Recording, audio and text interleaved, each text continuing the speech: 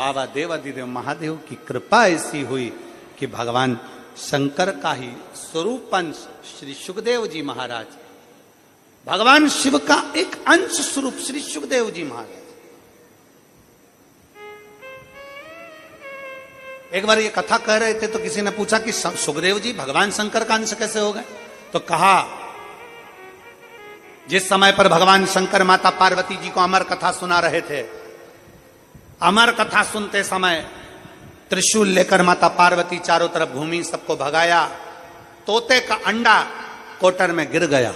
उस अंडे के अंदर तोते का बच्चा था, जिसने शंकर भगवान के मुख से अमर कथा को सुन लिया।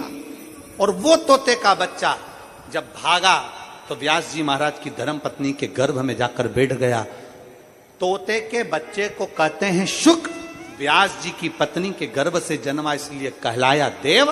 दोनों को मिला दो तो हो गया शुकदेव। भगवान शंकर की वाणी के द्वारा इसका प्रागट्य है,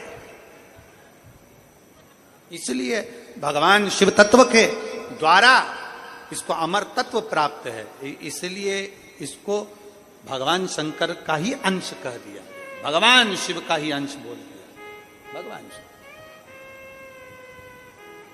सुखदेव जी पीवरी, भगवान शंकर की आराधना में डूबी हुई पीवरी, भगवान शिव तत्व को प्राप्त करने वाली पीवरी, भगवान शंकर की अविरल भक्ति में डूबने वाली पीवरी, भगवान शिव से वर मांगती है कि मेरे को पति मिले तो आप सासुरु, आप अमर तत्व को धारण करने वाला।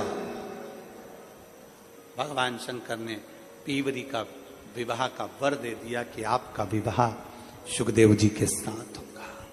सुखदेव भगवान श्री सुखदेव जी महाराज के साथ, भगवान